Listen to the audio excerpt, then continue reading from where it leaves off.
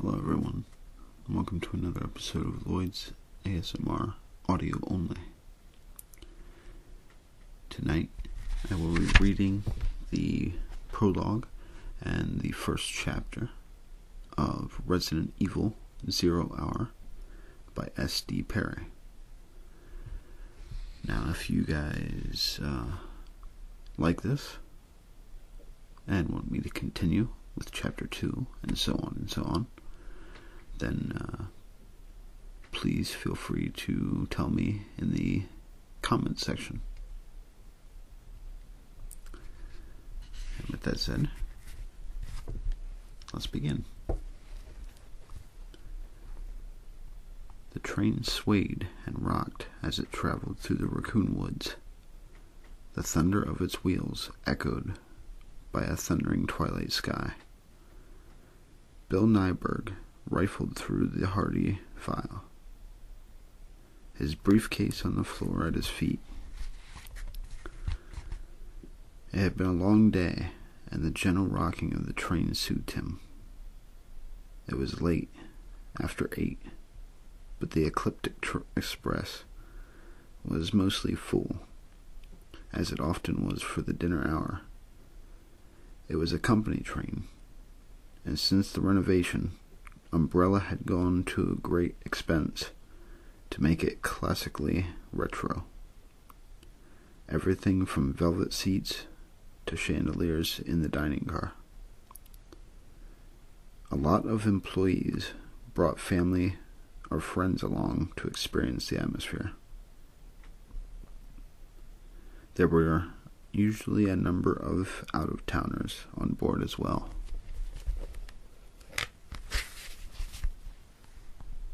Having caught the connection out of Latham, but Nyberg would have bet that 9 out of 10 of them worked for Umbrella too. Without the pharmaceutical giant's support, Raccoon City wouldn't even be a wide spot in the road. One of the car attendants walked past, nodding at Nyberg when he saw the Umbrella pin on his label. The small pin marked him as a regular commuter. Nyberg nodded back. A flickering of lightning outside was quickly followed by another rumble of thunder. It seemed there was a summer storm brewing. Even in the cool comfort of the train, the air seemed charged, thick with the tension of impending rain. And my coat is in the trunk. Wonderful. His car was at the far end of the station lot. He'd be drenched before he got halfway across. Sighing, he returned his attention to the file, settling back into his seat. He'd already reviewed the material a number of times, but he wanted to be on top of every detail. A 10-year-old girl named Teresa Hardy had been involved in a clinical trial for a new pediatric heart medication, Valafin. As it turned out, the drug did exactly what it was supposed to do, but it also caused renal failure. And in Teresa Hardy's case, the damage had been severe. She'd survived, but would likely spend the rest of her life on dialysis, and the family's lawyer was seeking hefty damages. The case had to be settled quickly. The Hardy family kept quiet before they could drag their ailing, cherub-cheeked Moppet in front of a media-packed courtroom, which was where Nyberg and his team came in. The trick was to offer just enough to make the family happy, but not so much as to encourage their lawyer. One of those strip mall, we don't get paid unless you get paid outfits to get greedy. Nyberg had a knack for handling ambulance chasers. He'd have it settled before little Teresa got back from her first treatment. It was what Umbrella paid him for. Rain splattered loudly against the window, as though someone had thrown a bucket of water against the pane. Startled, Nyberg turned to look out just as several dull thumps sounded on the train's roof. Terrific. Had to be a hailstorm or something. A crackle of lightning flickered across the thickening darkness, illuminating the small but steep hill that marked the deepest part of the forest. Nyberg looked up and saw a tall figure silhouetted against the trees at the crest of the hill, something in a long coat or robe, the dark fabric rippling in the wind. The figure raised long arms to the raging sky, and the stutter of lightning was gone, plunging that strange, dramatic scene back into the darkness. "What the?" Nyberg began, and more water splashed across the glass. Except it wasn't water, because water didn't stick in great dark clumps. Water didn't ooze and break apart, revealing dozens of shining needle teeth. Nyberg blinked, not sure what he was seeing, as someone started to scream at the other end of the car. A long, rising wall as more of the dark, slug-like creatures, each the size of a man's fist, smashed against the window. The sound of hail on the roof went from a patter to a storm, the thunder of it drowning out the screamer. The screams of many now. Not hail, that's not hail. Hot panic shot through Nyberg's body, sending him to his feet. He made it to the aisle before the glass behind him shattered. Before glass all through the train was shattering, the high, jagged sound of it melting with the screams of terror, all of it nearly lost beneath the ongoing thunder of attack. As the lights went out, something cold and wet and very much alive landed on the back of its neck and began to feed.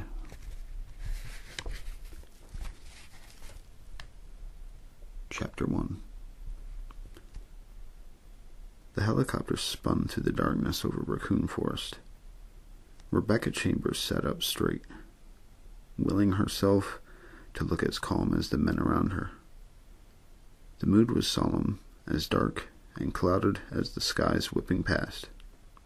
All jokes and jab left behind at the briefing.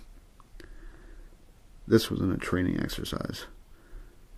3 more people, hikers, had gone missing in a forest as large as the one surrounding Raccoon. Not that unusual, but with the rash of savage murders that had terrorized the small city over the past several weeks, missing had taken on a new meaning. Only a few days earlier, there had been a 9th victim found. This one as ripped up and savaged as it had been run through a meat grinder. People were being killed savagely, attacked by someone or something around the outskirts of the city, and the Raccoon police weren't getting anywhere. The city's chapter of STARS had finally been called in to investigate. Rebecca raised her chin slightly, a pulse of pride edging through her nervousness. Although her degree was in biochemistry, she'd been tapped as Bravo Team's field medic, joining the team less than a month earlier. My first mission, which means I'd better not cock it up. She took a deep breath, letting it out slowly, working to keep her expression casual. Edward shot her an encouraging smile, and Sully leaned across the crowded cabin to reassuringly pat her leg. So much for looking cool. As smart as she was, as ready as she was to begin her career, she couldn't help her age, or the fact that she looked even younger. At 18, she was the youngest person to be accepted into the STARS since its creation in 1967. and as the only female on Raccoon's B team. Everyone treated her like their kid sister. She sighed, smiling back at Edward, nodding at Sully. It wasn't so bad having a handful of hard-ass big brothers watching out for her, as long as they understood she could take care of herself when the need arose. I think she silently amended. It was her first assignment, after all, and though she was in good shape physically, her combat experience had been limited to video simulations and weekend missions. The Special Tactics and Rescue Service wanted her in their labs, eventually, but field time was a mandatory, and she needed the experience. Anyway, they'd be sweeping the woods as a team. If they did run across the people or animals that had been attacking Raccoon City civilians, she'd have backup. There was a flicker of lightning to the north. Close, the subsequent thunder lost to the drone of the copter. Rebecca leaned forward slightly, scanning the dark. It had been clear all day, the clouds rolling in just before sunset. They were definitely going to go home wet. At least it would be a warm rain. She supposed it could be a lot. Boom! She'd been so focused on the coming storm that, for a crazed split second, she thought it was thunder. Even as the chopper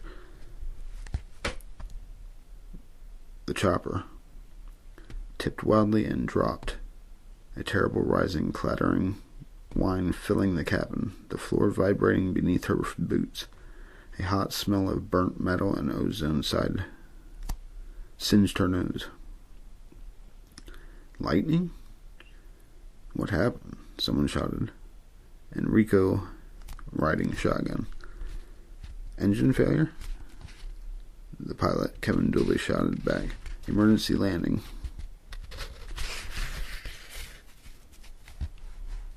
Rebecca grabbed a strut and held on. Looked to the others so she wouldn't have to watch the trees rushing up at them. She saw the grim, determined set to Sully's jaw. Edward's clenched teeth. The look of anxiety shot between Richard and Forrest as they grabbed for struts or handholds on the shuddering wall. In the front, Enrico was shouting something else, something she couldn't make out over the scream of the dying engine. Rebecca closed her eyes for a beat, thought of her parents, and then the ride was too wild for her to think. The crack and crash of the tree branches battering the helicopter, too loud and jarring for her to do anything but hope. The chopper spun out of control, whipping around in a tilting, sickening, lurching circle. It was over a second later. The silence so sudden and complete that she thought she'd gone deaf. All movement stopped. Then she heard the tick of metal, the strangled last gasp of the engine, and her own thundering heart, and realized that they were down. Kevin had done it, and without a single bounce. Everyone okay? Enrico Marini, their captain, was craned around in his seat. Rebecca added her own shaky nod to the chorus of affirmations. Nice flying, Kev, Forrest said. And there was another chorus. Rebecca couldn't have agreed more. Is the radio down? Enrico asked the pilot, who was tapping at controls and flipping switches. Looks like everything electrical is fried, Kevin said. It must have been lightning. We weren't struck directly, but it was close enough. Beacon, too. Can it be repaired? Enrico addressed it as an open question, looking at Richard, their communications officer. Richard, in turn, looked at Edward, who shrugged. Edward, the Bravo team's mechanic. I'll take a look, Edward said. But if Kev says the transmitter's toast, it's probably toast. The captain nodded slowly, absently brushing at his mustache with one hand as he considered their options. After a few seconds, he sighed. I called in when we were hit, but I don't know if it went through, he said. They'll have our last coordinates, though.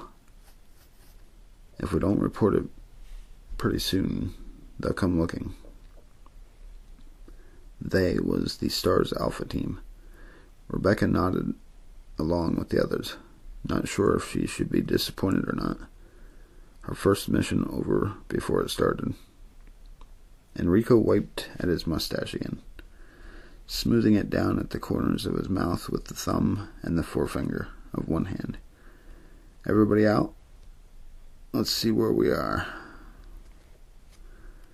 They filed out of the cabin, the reality of the situation hitting Rebecca as they gathered together in the dark. They were incredibly lucky to be alive, struck by lightning, on our way to search for mad killers, no less. She thought, amazed at the very idea. Even if the mission was over, this was hands down the most exciting thing that had ever happened to her. The air was warm and heavy with impending rain, the shadows deep. Small animals rustled through the underbrush. A pair of flashlights clicked on, the beams cutting through the dark as Enrico and Edward moved around the helicopter, examining the damage. Rebecca fished her own flashlight out of her bag, relieved that she hadn't forgotten to pack it. How you holding up? Rebecca turned, saw Kev Sully Sullivan grinning down at her. He had his weapon out, the 9mm muzzle pointed to the overcast sky, a grim reminder of why they were there in the first place. You guys really know how to make an entrance, don't you? She said, smiling back at him. The tall man laughed, his teeth very white against the darkness of his skin. Actually, we always do this for the new recruits. It's a waste of helicopters, but we have our reputation to maintain. She was about to ask how the police chief felt about the expense. She was new to the area, but she'd heard that Chief Irons was notoriously stingy. When Enrico joined them, pulling his own weapon and raising his voice so everyone could hear. All right, people, let's fan out, investigate the surrounding area. Kev, stay with the copter. The rest of you keep close. I just want this area secured. Alpha could be here in as little as an hour. He didn't complete the thought that it could be a hell of a lot longer, but he didn't need to. For the moment, at least, they were on their own. Rebecca slid the 9mm out of its holster, carefully checking the magazine and chamber as she'd been taught, raising the muzzle to avoid inadvertently aiming at anyone. The others were moving out to the other side, checking weapons and turning on flashlights. She took a deep breath and started to walk straight ahead, swinging the flashlight's beam around in front of her. Enrico was only a few meters away, moving parallel to her position. A low mist had cropped up, wafting through the underbrush like a ghostly tide.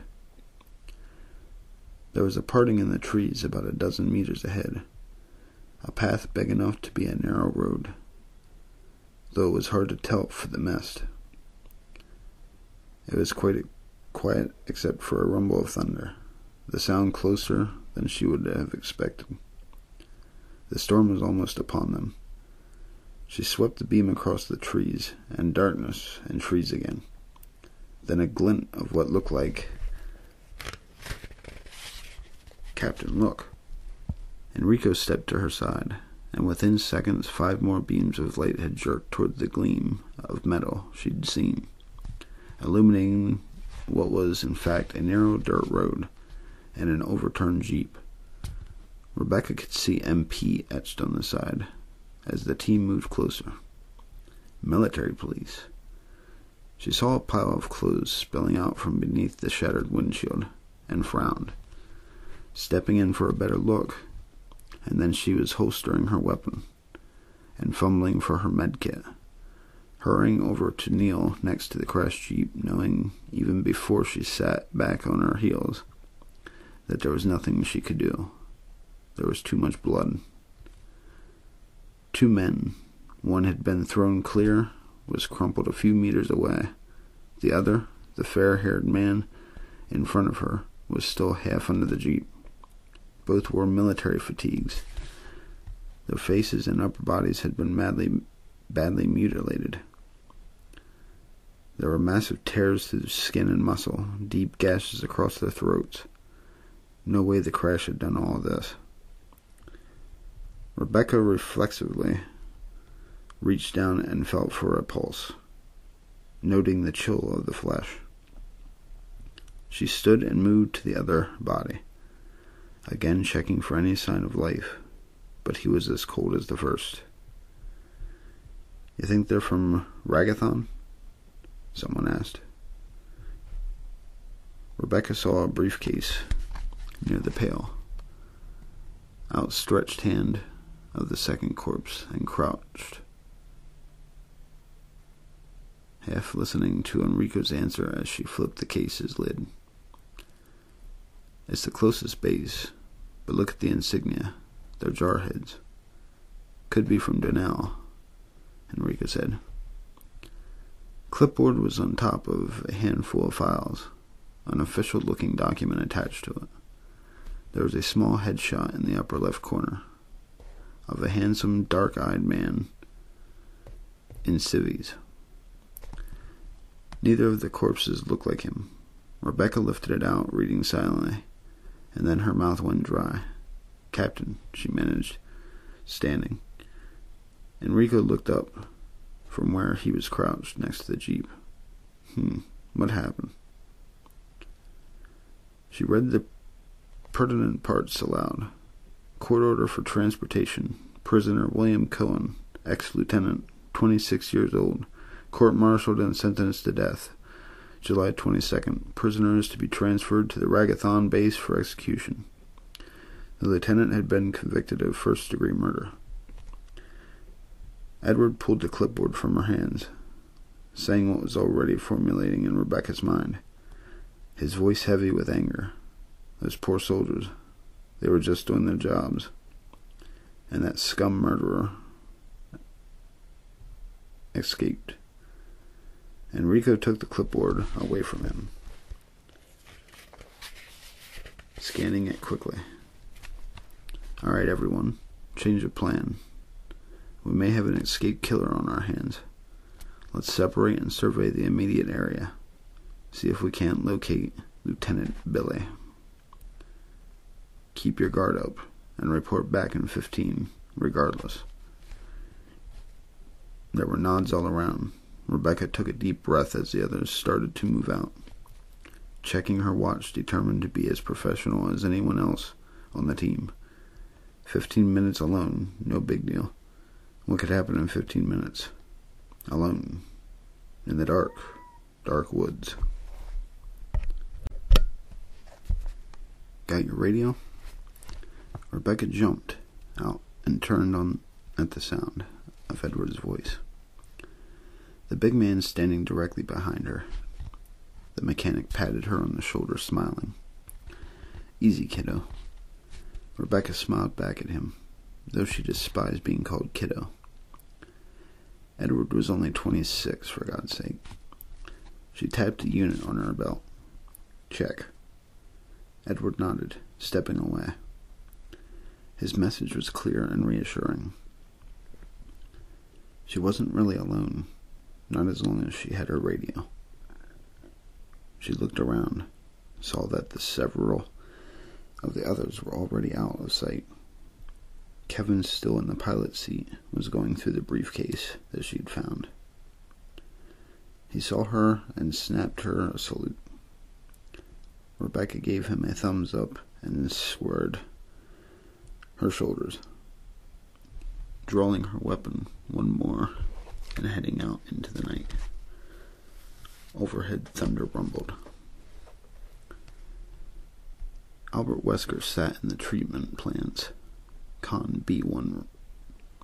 The room dark except for the flickering from a bank of observation monitors, 6 of them, each changing view on 5-second rotations. There were shots from every level of the training facility. The upper and lower floors of the factory and water treatment plant and the tunnel that connected the two. He gazed at the soundless black and white screens without really looking at them. Most of his attention was focused on the incoming transmissions from the cleanup crew. The 3-man team, well, 2 and a pilot, was en route by chopper, and most silently.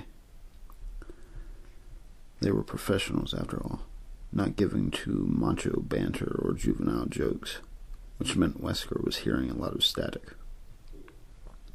That was all right. The white noise went well with the blank and staring faces he saw on the monitors. The ravaged bodies slumped in corners, the men who'd been infected shambling aimlessly through empty corridors, like the Arclay mansion and labs only a few miles away. White Umbrella's private training grounds and connected facilities had been hit by the virus. ETA 30 minutes over, the pilot said, his voice crackling through the dimly lit room. Wesker leaned in. Copy that.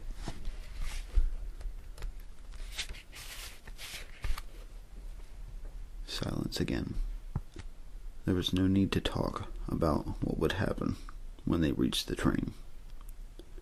And though the channel was scrambled, it was best not to say more than what was necessary anyway. Umbrella had been built on a foundation of secrecy, a characteristic of the pharmaceutical giant that was still honored by everyone in the upper echelons of management. Even in the company's legitimate dealings, the less said the better. It's all coming down, Wesker thought, idly watching the screens. Spencer's mansion and the surrounding labs had gone down in the middle of May. White Umbrella's take on it had been accidental. The lab locked down until the infected researchers and staff became ineffective. Mistakes happen, after all. But the training facility's nightmare that was still playing out in front of him had followed not a month later. And only a few hours ago, the engineer of Umbrella's private train, the Ecliptic Express, had pushed the biohazard panic button. So the lockdown didn't work. The virus leaked and spread. It's that simple, isn't it? There were a handful of infected grunts in the training facility's dining room, one of them walking in looping circles around the once handsome table. He was leaking some vicious fluid out of a nasty head wound as he staggered along, oblivious to his whereabouts, to pain, to everything. Wesker tapped at the control panel beneath the monitor, keeping the surveillance from moving to the next picture. He sat back in his chair, watching the doomed walker as he circled the table yet again. Sabotage, maybe, he said softly. He couldn't be sure. It was set up to look natural, a spill at the Arclay lab, an incomplete lockdown. A few weeks later, a couple of missing hikers, likely caused by an escaped test subject or two, and a few weeks more, infection at a second White Umbrella facility. It was highly improbable that one of the virus carriers would just happen to blunder their way to one of Raccoon's other labs, but it was possible. Except now there was the train to consider, and it didn't feel like an accident. It felt planned. Hell, I might have done it myself if I had thought of it. He'd been looking for a way out for some time now, tired of working for people who were obviously his inferiors, and well aware that too much time on White Umbrella's payroll wasn't good for the health. Now they wanted him to lead the stars into the Arclay mansion and labs to find out just how well Umbrella's war pets fared against armed soldiers. Did they give a shit if he died in the process? Not so long as he recorded the data first. He was sure. Researchers, doctors, techs, anyone who worked for White Umbrella more than a decade or two had a habit of winding up missing or dead eventually. George Trevor and his family, Dr. Marcus Dees, Dr. Darius, Alexander Ashford, and those were just some of the biggest names. God only knew how many of the little people had ended up in shallow graves somewhere, or turned up as test subjects A, B, and C. The corner of Wesker's mouth twitched. Come to think of it, he had a fairly good idea of how many. He'd been working for White Umbrella since the late 70s, most of that in the Raccoon area, and had watched the docs run through quite a few test subjects. Many he had helped procure himself. It was well past his time to get out, and if he could get the data the big boys wanted, he might just be able to throw himself a little bidding war, a going-away present to fund his retirement. White Umbrella wasn't the only group interested in bioweapons research. But first to clean up for the train and this place, he thought, watching as the soldier with the head wound tripped over a chair leg and went down hard. The training facility was connected to the private water treatment plant by an underground tunnel. It would all have to be cleared. A few seconds passed, and the soldier on the screen staggered to his feet again, continuing on his mindless quest to nowhere. And now there appeared to be a dinner fork sticking out of his upper right shoulder. A little souvenir from his fall. The soldier didn't notice, of course. A charming little disease. It had been the same kind of scene at the Arclay labs. Wesker was sure the last few desperate phone calls from the quarantine lab had painted a vivid picture of just how effective the T-virus really was. That would have to be cleaned up too, but not until after he got the stars out there for a little training exercise. It would be an interesting match. The stars were good. He'd handpicked half of them himself, but they'd never seen anything like the T-virus. The dying soldier on the screen was a prime example.